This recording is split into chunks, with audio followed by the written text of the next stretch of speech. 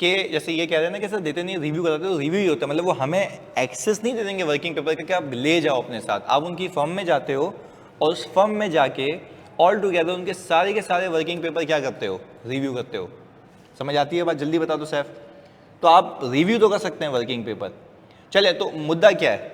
मुद्दा ये है सवाल के अंदर कि पिछले साल का ऑडिटर कोई और है, और हमने कहा जब पिछले साल का कोई ऑडिटर और होता है और वो इनकॉम्पिटेंट होता है तो आपके कुछ रिस्क होते हैं। और मैं उन बच्चों से भी मुखातिब हूँ जो जिनकी जून 26 अटेम्प्ट है, जिन्होंने 510 ओपनिंग एंगेजमेंट्स नहीं पढ़ा हुआ। हम ये बात कर रहे हैं कि जब किसी और ऑडिटर से आपके पास आता है तो आपकी इनिशियल ऑडिट एंगेजमेंट होती है, मतलब पिछले साल ऑडिटर कोई और था, और अगर वो इनकॉम्पिटेंट होता है तो आपका एक रिस्क राइज हो जाता है कि पिछले साल ऑडिट सही नहीं हुआ होगा और ओपनिंग बैलेंसेस में कुछ मिस स्टेटमेंट्स होंगी, कुछ डिटेक्ट नहीं होंगी। जैसे मैंने अभी एग्जांपल दी आपको और मैंने ये कहा कि यार अगर मैं ये समझूं कि मैं बैंक का ऑडिट करने गया और पिछले साल मैंने किसी और बैंक का भी ऑडिट किया था और वहाँ पे फ्लड पोर्टफोलियो मौजूद था, जहाँ इस एरिया में फ्लड आया था उसके ऊपर इम्पेयरमेंट बुक नहीं हुई थी, तो क्या ये गलत बात है या सही बात है? गलत बात है, इम्पेयरमेंट होनी चाहिए। तो मुझे तो शक हुआ क्योंकि मुझे अंडरस्टैंडिंग थी एंटिटी की, उसके एनवायरमेंट की। मुझे वहाँ से जाके पता लगा यार उस पोर्टफोलियो में इम्पेयरमेंट होनी चाहिए थी, जो कि उन्होंने की भी नहीं है।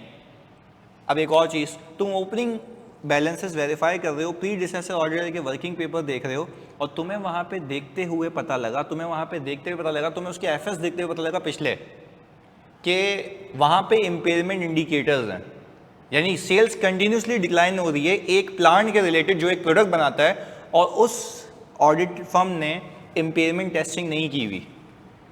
तो मुझे बताओ आपका रिस्क क्या है कि क्या पिछले साल इम्पेयरमेंट होनी चाहिए थी और हुई भी नहीं है? तो ये भी तुम्हें वहीं से पता लग रहा है। Again you are going this way just because of the fact that you have a risk कि opening balances might contain some misstatement जिसका इंपैक्ट किस साल होगा, इस साल। अब मैं तुम्हें बताता हूँ इस साल इंपैक्ट कैसे होगा। अगर ओपनिंग इम्पेयरमेंट बुक हो जाती तो तुम सब बताओ, आप भी बताओ, क्या इस साल डेप्रिसिएशन एक्सपेंस ज़्यादा होता कम होता? कम होता। इस साल हुआ क्या होगा? ज़्यादा। तो एक कट ऑफ का इशू आ गया ना, तो यही तो मुसीबत है। तभी हमें देखना होता है ओपनिंग बैलेंसेस में कहीं गलती तो नहीं है, और ओपनिंग बैलेंसेस को जब मैं ट्रायल बैलेंस से एफएस को मैच करूंगा वो टैली होना चाहिए। ट्रायल बैलेंस और एफएस ओपनिंग टैली नहीं है, इसका मतलब है कुछ एंट्रीज पार्क की गई हैं जो ट्रायल बैलेंस में नहीं की गई है, टॉप साइड की गई हैं, वो सिर्फ एफएस में दिख रही है, ट्रायल बैलेंस में नहीं दिख रही। अगेन जब ट्रायल बैलेंस में नहीं दिख रही तो मेरा जो क्लोजिंग बैलेंस है वो ओपनिंग में भी गलत आया होगा, और इस साल उन सारे बैलेंसेस पे जो कैरी फॉरवर्ड हुआ होगा वो गलत हुआ होगा, तो अगेन इंपैक्ट है मेरा इस बार। क्लियर है? अच्छा एक और चीज़, अगर मैं कह रहा हूँ मेरी अकाउंटिंग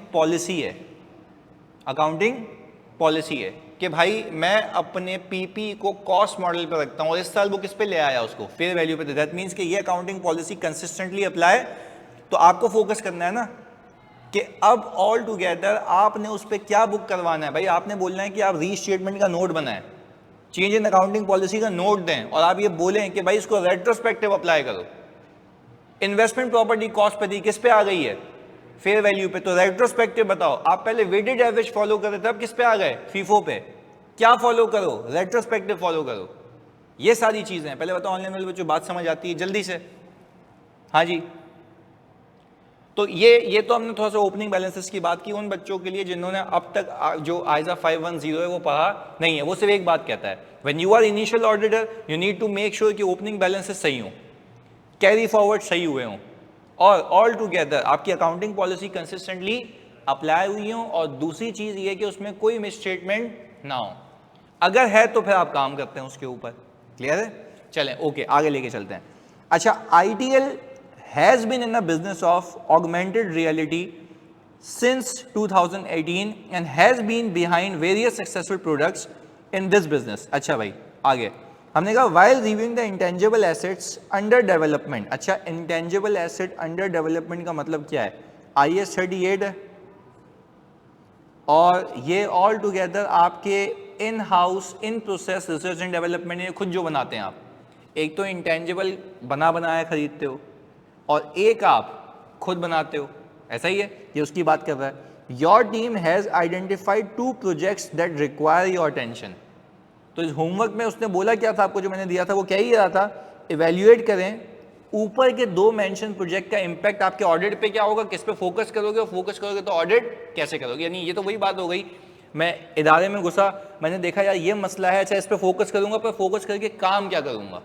दो बातें। चलें हम नीचे आ गए, हमने कहा एडवर्टेक दिस प्रोजेक्ट, यानी ये प्रोजेक्ट का नाम है Advertech, this project started in Feb 2023, हमारे साल में, हमारा ही साल है ना 2023, ओके। हमने कहा Advertech is a project that augments advertisements with games to connect brands with uniquely engage audience and enabling new revenue streams for game developer. अच्छा ये आई डोंट नो आपको पता है नहीं पता, मेरा बेटा है कभी तो वो ऐसी बात है गेम खेल रहा होता है तो बार बार एडवर्टाइजमेंट आ जाती है बीच में, तो उस पर क्या होता है अगर आप एडवर्टाइजमेंट देखें तो आपको फ्री कॉइन्स मिलते हैं, ऐसा है ना, तो वो ये काम करते हैं, ये जो बिजनेस की अंडरस्टैंडिंग दे रहा हूं मैं आगे। Advertech initially focus on 4 different types of advertisements to be integrated into games, यानी मतलब 4 तरीके की एडवर्टाइजमेंट आएगी गेम के बीच में। पहली स्टैटिक एड, आप कभी देखें ऊपर से भी एक पट्टा लगा हुआ होता है, सिर्फ वो आ रहा होता है, दैट्स स्टैटिक, उसके अलावा वो मूव नहीं होगा। अच्छा फिर क्लोज का ऑप्शन भी आता है छोटा सा, उस पर क्लोज करो तो वो हट जाता है। आगे डायनामिक एड्स, भाई आपको टेलर मेड बताएगा।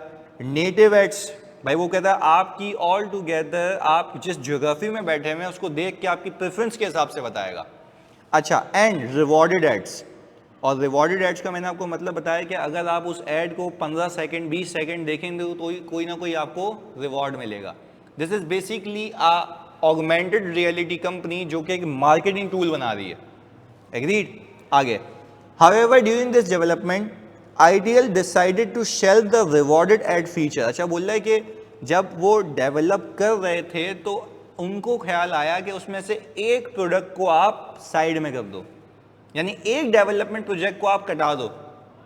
तो अगर आप मेरी जगह होते हो आपको ये सुनने में मिलता है या बोर्ड ऑफ डायरेक्टर्स के मिनट से ये पता लगता, तो आपको तो ये होना चाहिए ना कि जितना भी इसके ऊपर कैपिटल एक्सपेंडिचर हुआ है अब वो कमर्शियली वायबल नहीं है, उसको क्या हो जाना चाहिए एक्सपेंसिव, क्योंकि उसका देखो वो इंटेंजिबल में कंडीशन है ना, टेक्निकल फिजिबिलिटी होनी चाहिए, एबिलिटी टू यूज होना चाहिए, इंटेंशन होनी चाहिए, यहाँ पे इंटेंशन ही नहीं है, तो क्या वो डेवलपमेंट का क्राइटेरिया मीट कर रहा है, नहीं कर रहा, तो आपने ऑल टुगेदर उसको क्या कर देना है, एक्सपेंस आउट। तो आप अपने फोकस एरिया में लिखेंगे कि since one of the project that is, कौन सा लिखा हुआ है यहाँ पे, reward ad feature has to be shelved out, so there is a risk that company might not have recognized expense against it, यानी इसको डी रिकॉग्नाइज करना चाहिए, ऐसा तो नहीं उसने क्या किया हुआ हो, रिकॉग्नाइज किया हुआ हो। आगे as they could not figure out a way to disburse the rewards from viewed ads within the country's legal framework। अच्छा देखो अब तो मेरा मतलब ये है कि जब आप कोई चीज़ बना रहे होते हैं तो आपकी उसकी एबिलिटी टू यूज़ भी होनी चाहिए। वो ये कह रहा है हमारी एबिलिटी ही नहीं है, मैं इससे फ्यूचर इकोनॉमिक बेनिफिट जनरेट ही नहीं कर पाऊंगा, तो मुझे ऑल टुगेदर इसको क्या कर देना चाहिए, एक्सपेंस आउट। तो वो उसने जो पहली रिक्वायरमेंट में आपको लिखा हुआ है ना, evaluate the impact of above mention 2 projects, तो पहला इम्पैक्ट क्या होगा ऑडिट के ऊपर, you will have to focus on this project and make sure that this project is expense out instead of being capitalise. पहले बता दो ऑनलाइन वाले बच्चों बात समझ जाते हो, कितने बच्चे ऐसे हैं जिन्होंने ये बात की थी, जिनको ये बात पिक हुई थी कि एक्सपेंस आउट होना चाहिए, जल्दी बताओ। हिना, शावेज, अहमद, सारे बच्चे, हाँ जी आमना, जल्दी, अलिशबा, सारे बच्चे बताओ कितने बच्चे ऐसे हैं जिन्होंने ये बात पिक की थी कि ये होना चाहिए एंड नहीं की थी। अच्छा देखो दिस इज वेरी सिंपल, वैसे IS 38 की प्योर कॉन्सेप्चुअल टेस्टिंग है ये, प्योर IS 38, उसके अलावा कुछ है ही नहीं इसके अंदर, लिखी थी। चलें बेहतरीन है सिर्फ। आगे currently this project is recorded in the financial statement से डेवलपमेंट कॉस्ट को लिखा हुआ है at rupees 200 million which includes 10 million spent on the development of reward ads। अच्छा मुझे बताओ, मुझे 200 मिलियन से मसला है या उसमें छुपे हुए 10 मिलियन से, उसमें छुपे हुए 10 मिलियन से, दैट मीन्स कि we need to talk about the 10 million whether it has to be expense out और नॉट। आगे management strongly believe that the rest of the project is on track and the project would be officially launched in June 2024। अच्छा वो कह रहा है कि management ये कह रही है कि बाकी जो मेरा पूरा प्रोजेक्ट है वो ऑन ट्रैक है, वो ऑफिशियली अगले साल लॉन्च हो जाएगा। पहले बताओ यहाँ तक बात समझ आती है। अच्छा अब मुझे बताओ, अगर मैं इसके ऊपर ऑल टुगेदर प्रोसीजर डिज़ाइन करने की बात करूँ सिर्फ पहले प्रोजेक्ट के ऊपर, तो क्या प्रोसीजर होते? हाँ जी क्या प्रोसीजर होते? मैं सबसे पहले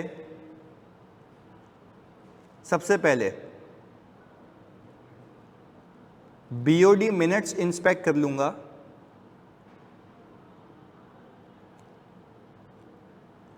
to check approval of write off, क्योंकि BOD के अप्रूवल के बगैर राइट ऑफ नहीं हो सकता कोई भी एसेट, क्योंकि जिम्मेदारी किसकी होती है? BOD की। एग्रीड है? अच्छा, अब आपको IS 38 दिमाग में होना चाहिए। आपको ये शक है कि मेरे जो बाकी प्रोजेक्ट्स हैं क्या वो भी ऑन ट्रैक हैं या नहीं है, तो क्या मैं मैनेजमेंट से टेक्निकल फिजिबिलिटी ऑब्टेन कर सकता हूं? हाँ जी, मैं कहूंगा भाई ऑब्टेन करूंगा technical feasibility from the management. अच्छा, टेक्निकल फिजिबिलिटी पूरा प्लान होता है कि ये होगा ये होगा ये होगा, तो जब मैंने प्लान देखा तो जो वो प्लान कह रहा है और जो मैनेजमेंट कह रही है क्या उसमें तसाद होना चाहिए, दोनों मैच होने चाहिए, मैच होने चाहिए, तो मैंने टेक्निकल फिजिबिलिटी प्लान उठा लिया। आगे सुने, क्या मैं एक्सपर्ट से या डेवलपर से मीटिंग कर सकता हूं रिगार्डिंग द डेवलपमेंट? ऐसा है? अच्छा, आगे फिर मुझे ये देखना है कि क्या इसकी एबिलिटी टू यूज और सेल है भी या नहीं है, तो क्या मैं उसकी मार्केट अट्रैक्शन देख सकता हूं कि क्या हिस्टोरिकली या ऐसे एड्स अभी मार्केट में चल रहे हैं या इनका कोई अभी कस्टमर है जो एग्री कर रहा है कि मैं खरीदूंगा। इससे क्या पता लग रहा है कि फ्यूचर इकोनॉमिक बेनिफिट्स प्रोबेबल हैं या नहीं है। फिर मैं अच्छा, ये जो हाई लेवल बातें की ना, इसके बाद मैं ये काम ये करूंगा, पांचवी बात, मैं इनसे ऑब्टेन करूंगा list of expenditures and inspect करूंगा। क्या इंस्पेक्ट करूंगा? हाँ भाई, कॉस्ट इंकर्ड। और कॉस्ट इंकर्ड क्यों चेक करूंगा? Cost incurred to check whether, very good, they meet capitalisation criteria. तो देखो, आपको अगर IS 38 पे ग्रिप है ना, you can easily make out the procedures. भाई आपने बोला टेक्निकल फिजिबिलिटी होनी चाहिए, प्लान होनी चाहिए। अच्छा, एबिलिटी टू यूज और सेल कैसे पता लग रही है? सारे लिख के बताना। एबिलिटी टू यूज और सेल कैसे पता लग रही है, जल्दी बताओ। एबिलिटी की एबिलिटी है कि मैं बेच पाऊंगा इसको, कैसे? Market research, correspondence with customers, ये सारी चीजें करी इसलिए रहा हूं मैं। एग्रीड है? अच्छा, फिर मैंने कहा जो अखराजात हुए हैं, cost can be reliably measure ना, तो मैंने बोला भाई लिस्ट ऑफ एक्सपेंडिचर्स दे दो और उसमें से मैं सैंपल बेसिस पे इंस्पेक्ट करूंगा, वाउचिंग करूंगा उसकी और देखूंगा क्या वो कंडीशन ऑफ कैपिटलाइजेशन मीट कर रहा है या नहीं कर रहा। पहले तो बात समझ आती है। अच्छा, मैं एक्सपर्ट से क्यों मिल रहा हूं? फिजिबिलिटी बताना वो कि भाई हम इस वक्त तक ये प्रोजेक्ट कंप्लीट कर लेंगे। तो these are the basic procedures over it, so not basic but obviously IS 38 की नॉलेज होनी चाहिए इसके लिए। क्लियर है? अच्छा, तो कोई ऐसा बच्चा क्लास में, सैफुल्ला, हिना और बाकी सारे बच्चे, फातिमा, के जिसने इस पे काम सही से किया हो या IS 38 भूले हुए थे? जल्दी बताओ। हाँ जी, IS 38 भूले हुए थे या याद था या करीब करीब लिखा? And this was a very tricky question, tricky in the sense कि IS 38 पूरा पूछा है उसने, आपको लिखना था स्पेसिफिक। जल्दी बताओ जानी, करीब करीब। ओके, अच्छा हम खाली पहले वाले का रीड करते हैं। Although the Advertech project is on track and expected to launch in June 2024, the expenditure incurred on a feature related to rewarded ads can not be use, और वही ना, एबिलिटी टू यूज और sell नहीं है, वही वाली मैंने बात की। आगे, therefore the amount spent on the development of this ad is not recoverable and should be, this was your focus area, audit पे impact ये। इसके प्रोसीजर देखो, discuss the development project with the management, other relevant senior personnel, other key stakeholders to assess the revised feasibility of the project, review projections, forecasts using resources generating future economic benefit, especially in the context that one feature was not developed। देखो वो कह रहा है कि भाई projections देखो, forecast देखो, हमने उससे भी अच्छा word यूज किया। हम देखेंगे मार्केट रिसर्च के, क्या मार्केट में ऐसी चीज़ें ऐड के तौर पे कोई खरीद रहा है या नहीं खरीद रहा? क्या कॉरेस्पॉन्डेंस दे सकता हूँ मैं फ्यूचर कस्टमर से? यस, जिसने बोला हो कि हाँ ये बनाओ, हम ये लगाएंगे अपने पास, ये मसला है। आगे, assess the revise marketing plans of the project, यानी अगर मार्केटिंग वाले से बात कर लोगे तो भी बात एक ही है।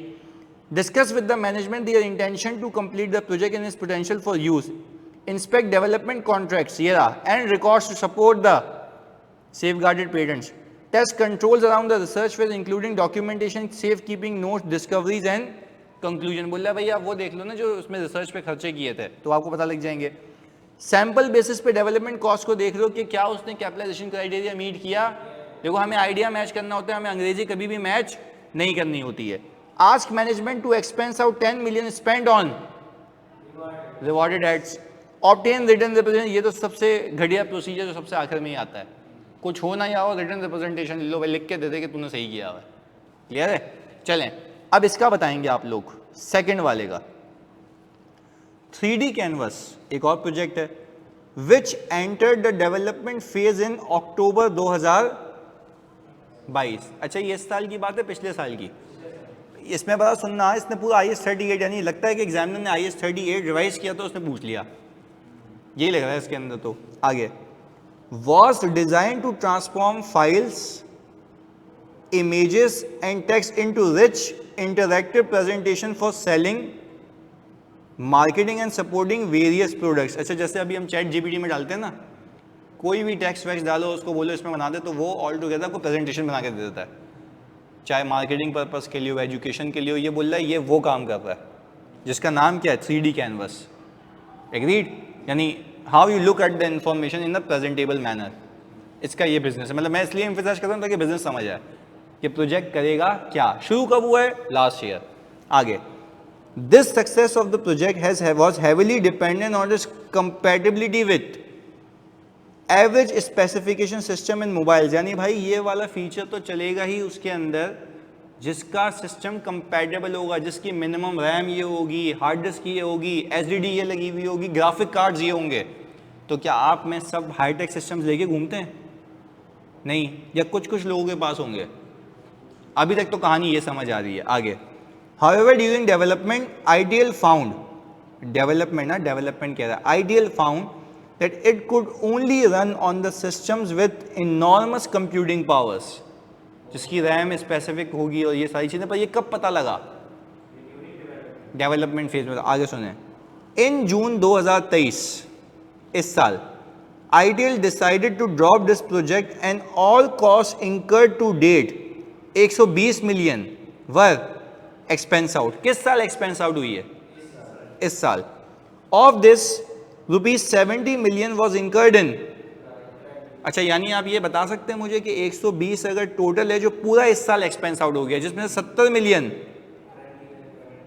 करंट ईयर के हैं, 50 million लास्ट ईयर के हैं, पर एक्सपेंस आउट कब हुए हैं? इस साल। अच्छा वैसे एक बात बताऊं मजे की, इसमें तो ऐसा लग रहा है कि वो उसको ये लग रहा है, क्लाइंट को ये लग रहा है कि ये चेंज इन एस्टीमेट है। क्या कहते हो? ये बात समझनी पड़ेगी। क्लाइंट को ये लग रहा है कि ये चेंज इन एस्टीमेट है, पहले नहीं पता था, अब पता लग गया, एक्सपेंस आउट कर दिया, क्योंकि पहले मेरे कंट्रोल में नहीं था। अभी तक ये लग रहा है क्योंकि क्लाइंट ने ये किया हुआ है, कंपनी ने ये किया हुआ है। आगे सुने, हमने कहा management also informed you that an internal investigation uncovered a critical issue which was identified during the research phase but not addressed in the demonstration of criteria for the development phase in October 2022। वो क्या कह रहा है? वो कह रहा है कि इन्वेस्टिगेशन से पता लगा कि ये वाला मसला तो रिसर्च फेज में ही हाईलाइट हो चुका था,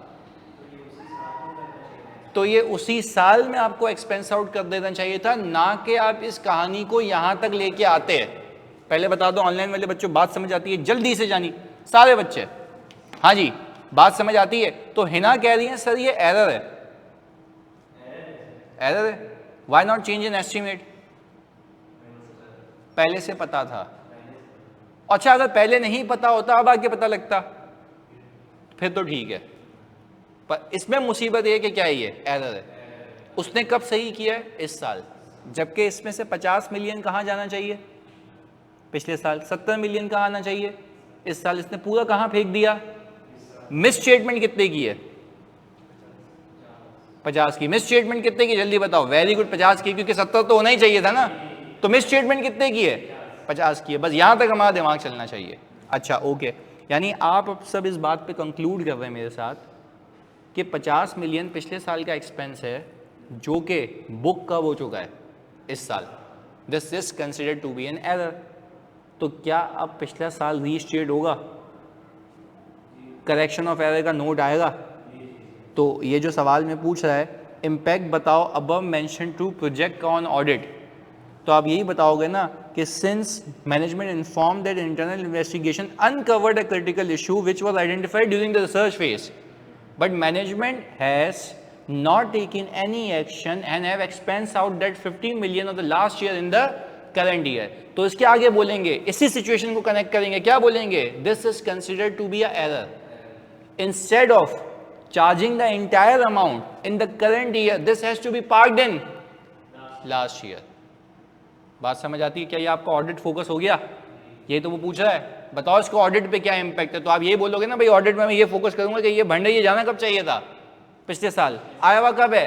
इस साल। तो यही बात है। आओ देखते हैं फोकस क्या है इधर। For the 3D canvas project, there appears to be a significant oversight of the management at the demonstration of development phase criteria. Therefore, it is a prior period error. इसने तो बहुत ही सादा खुशबू अंग्रेजी लिखी हुई है, हम तो पूरा बयान कर रहे थे। तो मैं कह रहा हूं जितना अच्छा लिखोगे उतना ज्यादा अच्छा है। आगे, and should be adjusted on a the development costs incurred last year should be retrospectively adjusted and development costs incurred in current year should be expensed out in. हमने भी यही कहा बट अपनी जबान में कि ₹70 million pertains to last year या 50 million pertains to last year and has to be adjusted in last year. However, 70 million pertains to current year and has to be adjusted in current year. आगे, since this is the first year of audit and the misstatement in the opening balance has been identified, we need to perform additional procedures on the. बात समझ आई? जो मैं आपको बार बार बता रहा था शुरू में कि भाई ओपनिंग बैलेंस पे देखेंगे, ओपनिंग बैलेंस पे देखेंगे, सारी चीज़ें। चलें ओके, अब हमने ये कहा कि सर अगर हम इसका प्रोसीजर देखें तो हमने क्या किया? रिव्यू करूंगा प्री डिसेसर ऑडिटर के working paper specifically those concerning review management minutes of the meeting to evaluate whether the procedure perform on the research phase of this asset indicates that the project related 3D can might not be completed. अच्छा, ask management to restate the comparative figures to take effect of 50 million spent in the previous year and the remaining 70 million in the, और फिर review करेंगे disclosure. अच्छा, क्या restatement का note आता है? कोई आता है जिसमें हम बताते हैं कि ये रीस्टेट क्यों हुआ था, प्रॉफिट पे क्या इंपैक्ट है, एसेट पे क्या इंपैक्ट है, वो सारी की सारी चीज़ें। तो पहले बता दो ऑनलाइन वाले बच्चों, बात समझ आती है जल्दी से? क्लैरिटी है? पक्की बात है? तो ये एक अच्छा सवाल था जो आपने पूरा, इसमें इस सवाल में और कुछ भी नहीं, सिर्फ इंटेंजिबल टेस्ट किया है।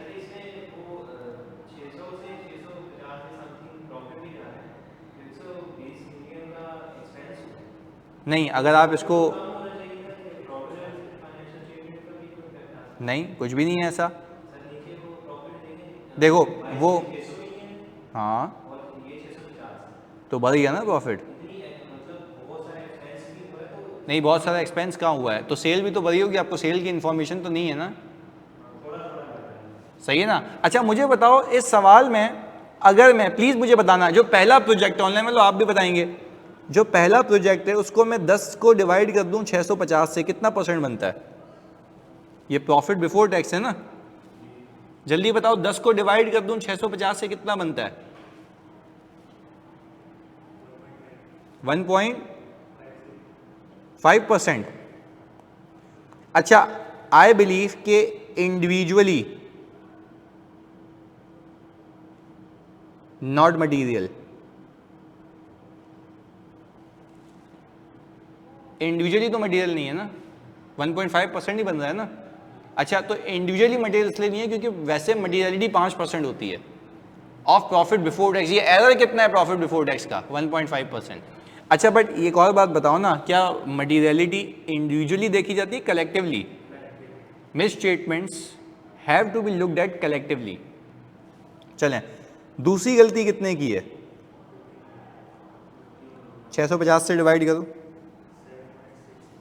7.69%। हाँ भाई, क्या ये ऑल टुगेदर मटीरियल है? अच्छा, वही बोले procedure, we will request the management to correct it because it is material in nature. अच्छा, if management refuses to do so we will talk to those with governance. If those with governance नहीं सुन रहे तो क्या करेंगे? कौन सा opinion देंगे? Qualified. Why not adverse? Adverse क्यों नहीं देंगे? परवेजिव नहीं है, परवेजिव नहीं है। अच्छा, अदर मैटर पैराग्राफ आएगा किस बात पे? यस, तो पिछले साल किसी और ने किया था तो अदर मैटर तो लाजमी आएगा। यस, उसकी डेट और उसकी रिपोर्ट डेट क्या थी और फर्म कौन सी थी, ये वाली। इस वाले मैटर पे नहीं आ सकता, किसी और पे आ सकता, क्योंकि नहीं, आप गलत पिक करेंगे ना। जिस वजह से ओपिनियन मॉडिफाई होता है उस पर कैम नहीं आ सकता। और इवन कैम में हम ये लिखते भी हैं, in addition to the matter described in basis for qualified opinion section, ये मैटर की ऑडिट मैटर है। ये तुम भूल गए। देखो, ये बात तो याद है ना बच्चों आप लोगों को, आपको भी याद होनी चाहिए कि की ऑडिट मैटर तो आता ही उन पे जो ओपिनियन से हटके हैं, और हम ये लिखते भी, हम इसके ऊपर कोई सेपरेट ओपिनियन नहीं दे रहे। याद है ना? तो जब आपकी क्वालिफिकेशन होती है, जब आपकी क्वालिफिकेशन होती है तो क्वालिफिकेशन की या मॉडिफिकेशन की बात आप ये भी लिखते हो कि key audit matter are those matters in the audit professional judgement were the most significant audit of current period. We determine these matters from the matters communicated to those charge with governance. सही है? फिर हम नीचे लिखते हैं उसके following are the key audit matters. पर जब ऊपर कोई क्वालिफिकेशन होती है तो हम बोलेंगे in addition to the matters described in basis for qualified opinion section following matters are considered to be key audit matter. तो आपको इस तरीके से याद होना चाहिए इन पेपर कि दिमाग चले, अच्छा ये इंपैक्ट है, यहाँ से यहाँ आ गया। और वैसे शावेज ने बिल्कुल सही कहा, अगर वो रीस्टेटमेंट कर लेता है, अगर वो रीस्टेटमेंट कर लेता है तो एक ऐसा इंपैक्ट है जो कि मटेरियल फाइनेंशियल स्टेटमेंट्स के यूजर के लिए फंडामेंटल है। तो आप क्या करेंगे? ईओएम एम्फेसिस कर सकते हैं, पर सब्जेक्ट टू कि उसने सही कर लिया हो, क्योंकि emphasis of matter is not a substitute of opinion. तो ये भी सारी रिपोर्ट में बातें लिखी हुई हैं, वहाँ का फ्लेयर तो दूंगा, पर ये मैंने कैफ की हद तक रिवाइज करा दिया है और रिपोर्ट में बहुत डिटेलिंग में कवर किया हुआ मैंने। तो उसको प्लीज़ फोकस होकर देखना। देखो, अगर वो सही कर लेता है ना तो ओपिनियन का तो मसला नहीं है, फिर आप एम्फेसाइज कराएंगे, क्योंकि this matter is fundamental for user understanding of the financial statements, तो एम्फेसाइज होगा। क्लियर है? और अगर वो सही नहीं कर रहा तो फिर मिस स्टेटमेंट है, फिर उसको एम्फेसाइज करने के बजाय आप कहाँ फेंक देंगे ओपिनियन के मसले में। पहले बता दो ऑनलाइन वाले बच्चों, बात क्लियर है? जल्दी से जानी। ओके, अच्छा, अब हमने ये कहा, जरा एक और काम कर लेते हैं। ये रहा एक सवाल आपकी स्क्रीन पे, देखो कितने नंबर का है? 20 नंबर का। और हम टेक्निकली पहुंच चुके हैं कोई विंटर 2024 पे। एज पर कमिटमेंट कहाँ से खींच तान के यहाँ तक लेके आए। अगेन मेरा आपसे ये सवाल है, क्या आप लोगों को रिस्क पिक करने में अब थोड़ी सी आसानी हो रही है? समझ आ रही है गेम क्या है? सही है? जल्दी बता दो ऑनलाइन वालों, ये होमवर्क दे दें? चले, अच्छा, अब मुझे ये बता दो, ये मैं होमवर्क दे देता हूँ आपको, पर मुझे एक बात बता दो, क्या हम अगली क्लास से आयजा 600 शुरू करें? क्या कहते हो गया? अच्छा, तो आयजा 600 के अंदर हमें बेसिकली करना ये होगा ऑब्वियसली कि हम देखेंगे कि यार अगर मेरी सब्सिडरीज हैं और मैं एक पेरेंट एंटिटी का ऑडिटर हूं, तो जल्दी से मुझे बताओ, क्या उन सब्सिडरी के बैलेंसेस भी यहाँ के चिपकेंगे? तो मैं तो कंसोलिडेटेड एफएस के ऊपर ओपिनियन दूंगा। तो कंसोलिडेटेड एफएस के ऊपर ओपिनियन कब दे पाऊंगा? जब मैंने पेरेंट एंटिटी के बैलेंस पे भी एश्योरेंस लियो और सब्सिडरी के बैलेंसेस जो उड़ के चिपक रहे हैं उस पे भी एश्योरेंस लियो, तब जाके मैं कह पाऊंगा। क्लियर है? तो हम फिर एक नए तरीके से, जिस तरह मैंने पहले पढ़ाया था उससे मैं 10 गुना अच्छा पढ़ाऊंगा, तो हम 600 को उस नजरिए से देखेंगे और पास पेपर भी वैसे करेंगे जो आज तक एग्जाम में टेस्ट नहीं हुए, as per the new thing, जब से आयजा 600 रिवाइज आया है। सही है भाई? डन हो गया? तो अगली class will be eight Aiza 600। ये प्लीज करके आ जाना। तो हम 2 हिस्सों में क्लास को रख लेंगे, पहले मैं आयजा 600 कराऊंगा और फिर हम इसको डिस्कस कर लेंगे। और जैसे एज एग्रीड, रोज एक रिस्क का सवाल ऐसा हम देते रहेंगे आपको, ताकि आपका वहां हाथ चलता रहे, और फिर नया स्टैंडर्ड शुरू करेंगे। सही है भाई? जी है ना? पूछें सवाल। हाँ जी, और वो कोई भी ज्वाइन कर सकता है, क्योंकि अब उसके लिए तो फिर ऑब्वियसली नए चैप्टर है। हाँ जी, जल्दी पूछें, है ना, मैसेज कर लो, मैसेज कर लेना, व्हाट्सएप पे पूछ लो आप, सही है। अच्छा हाँ, जो दिसंबर 25 वाले हैं, शावेज अच्छा सवाल है, आप लोगों ने बाकी लेक्चर्स कवर कर लिए हैं? हाँ जी, ओके, बेहतरीन है। अच्छा, अब आप लोगों ने ये करना है शावेज कि आपने अटेम्प्ट वाइज पास पेपर सॉल्व करना है।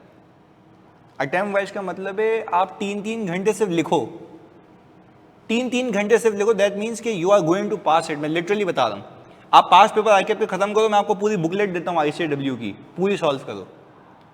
मैं मान ही नहीं सकता पेपर फेल हो जाए अगर आपने प्रैक्टिस कर ली। देखो, सोचने का तरीका मैं अपने हर लेक्चर में दे चुका हूँ, 600 का मैंने वादा किया था, मैं वापस से पढ़ा रहा हूँ, पूरा कोर्स वापस से कराऊंगा। अब अनफॉर्चुनेटली मैं आप लोगों को कोड ऑफ एथिक्स भी करवाता, पर आपका तो आखिरी है ना, वैसे ही चेंज हो चुका है, तो करा भी दूंगा तो कोई फ़ायदा नहीं है, उसमें कोई चेंज नहीं है। क्लियर है? आज ओपन करके लिखें घर पर भी। अच्छा देखो, एक मिनट, मैं वैसे एक बात बता रहा हूँ, तुम लोगों के लिए बड़ी अहम बात है, आयजा में से आप कुछ कॉपी पेस्ट कर ही नहीं सकते सिवाय इसके कि रिपोर्ट का फॉर्मेट देखना हो। आप लगा लो शर्त।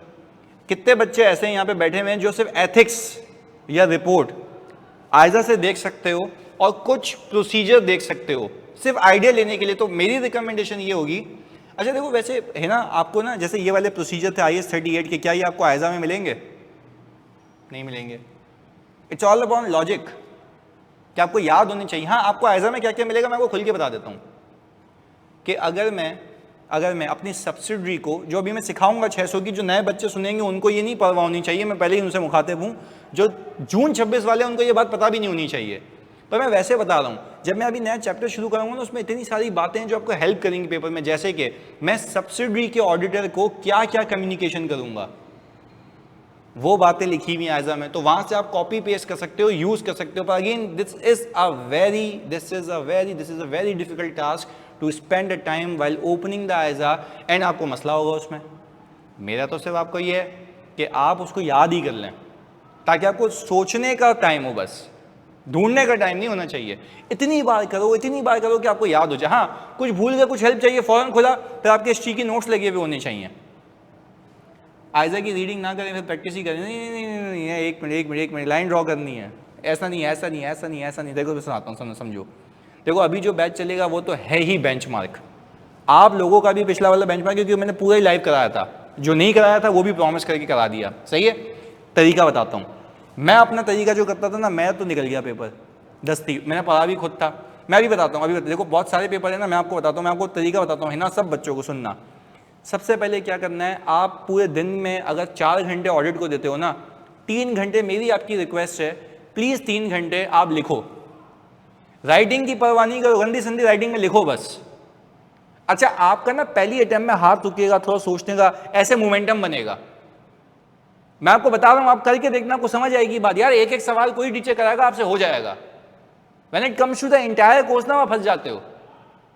तो CA फाइनल में तो वैसे ही कोई नहीं कराता, मैं तो फिर करा रहा हूँ, मैं तो फिर आपको कह रहा हूँ, मैं आपको सोचने का तरीका दे रहा हूँ। आप सिर्फ 3 घंटे का टाइमर लगा के, प्लीज खुदा रहा, आप पहले पूरा पास पेपर सॉल्व करें। पहले आपका हाथ तंग होगा, आपको मसला होगा, 2 अटेम्प्ट, 3 अटेम्प्ट, 4 अटेम्प्ट, तीसरी अटेम्प्ट जब सॉल्व करेंगे ना, तो मैं लिटरली बता रहा हूँ, देखो अब तो वो भी कह रहा है टाइपिंग है वैसे भी, तो जब 3 अटेम्प्ट हो जाएंगी ना आपकी, आप यकीन करो you will be very fluent in writing.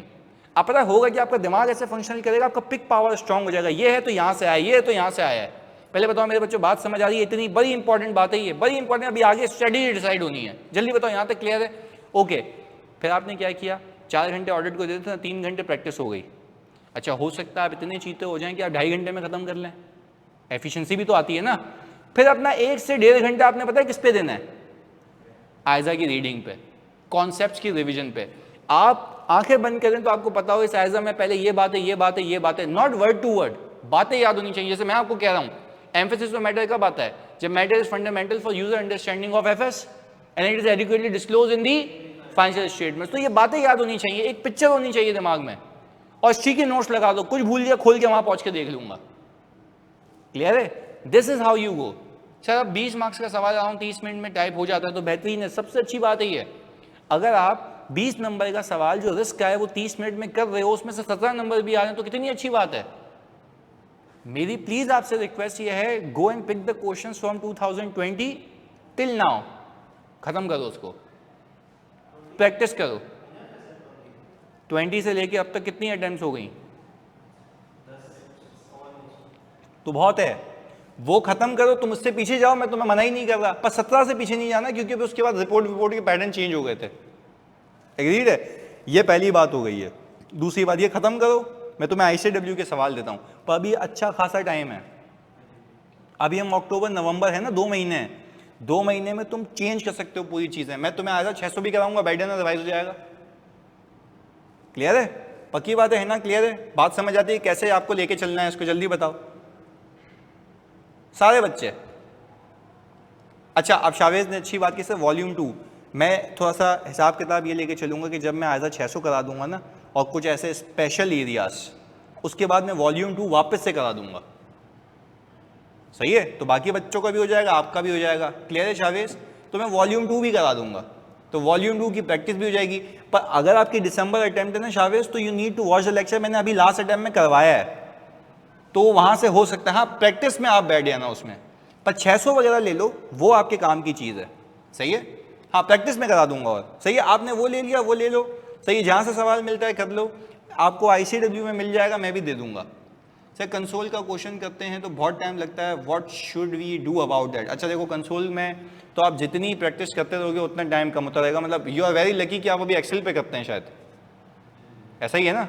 अब तो एक्सेल पे हो गया ना, या वो उसमें ही है, पेन में ही है अभी भी? एक्सेल पर है ना? हाँ, तो अब तो एक्सेल पे तो मतलब आप तो लकी हैं कि ठक करके सम किया। हमारे पास तो प्लस करते हुए भंड लग जाता था कि भाई यार ये क्या आंसर ही नहीं आ रहा, जबकि सब सही किया हुआ होता था। इसका हल ये है कि अलीजा आप ऑल टुगेदर ना ज़्यादा से ज़्यादा सवाल करें, यानी रोज़ एक दिन एक आप लीज मतलब उसका सवाल करें कंसोलिडेशन का। मैं क्या करता था उसकी भी स्ट्रेटजी बता देता हूँ, क्योंकि मैंने तकरीबन सब्जेक्ट खुद तैयार किए, तो मुझे पता है पास कैसे करना है। मतलब कुछ क्लासेस लेता था क्योंकि कुछ के पैसे नहीं होते थे, टाइम नहीं होता था, दोनों चीज़ें ऐसी चलती थी। सुनना प्लीज़ भाई फोकस के साथ इधर। मैं करता ये था कि मैंने कंसोल तैयार किया, कंसोल का रोज़ एक सवाल करता था, फिर आगे टॉपिक रिवाइज करता था। लीज हो गया, फिर रोज़ किसके सवाल करता था, लीज और कंसोल। IFRS 9 फिर रोज़ किसके सवाल करता था, 3, क्योंकि अभी मुझे बार बार जनरल नहीं घुमाना होता था, सिर्फ अप्लाई करता था मैं। तो आपको भी मैं यही सजेशन दे रहा हूँ, दुनिया आपको कहेगी बुक रिवाइज करो, मैं कह रहा हूँ नहीं करना, अप्लाई करो। फिर जब अप्लाई कर रहे होगे ना, आपको खुद अपनी वीकनेस पता लगेगी। उस आयजा को जाके खोल के वो एरिया देख लेना। मैं यकीन करो जिस तरह मैंने तैयारी की थी, अबे मैंने ICW की 70 अटेम्प्ट्स लिखी थी, जिसमें से शुरू की 15 गलत लिखी थी, क्योंकि मुझे तमीज़ ही नहीं थी पढ़ने की। 15 अटेम्प्ट गलत लिखी थी मैंने। फिर मुझे समझ आई कि यार सवाल ऐसे पूछता है वो। तो जब मैं आयजा रीड करता था ना, तो मेरे दिमाग में घूमती थी, अच्छा ये यहाँ से पूछा, ये यहाँ से पूछा, तो बताओ तुम्हारी लिंकिंग कितनी अच्छी हो जाएगी। जैसे मैं तुम्हें IS38 बताता हूँ, यहाँ से वहाँ जा रहा है, रिपोर्ट यहाँ से वहाँ जा रही है, तो ये इसलिए है ना क्योंकि मैंने उस पर काम किया है। तो प्लीज़ मेरी आपसे रिक्वेस्ट है यार, पास पेपर अच्छे से सॉल्व करो, प्रैक्टिस करो, पेपर पास हो जाएगा। और अगेन आपने मुझसे डिस्कस करना है, ग्रुप पर डिस्कस करना है भाई। आप शेड्यूल ऐसा बनाएंगे 3 घंटे रोज आप मतलब मर रहे हो नींद में, मैं फिर कह रहा हूँ मर रहे हो नींद में, तब भी आपको कह रही हैं सर सिर्फ ऑडिट दिया था कि नहीं नहीं भाई मैंने 3 पेपर दिए थे, 3 के 3 निकाले थे।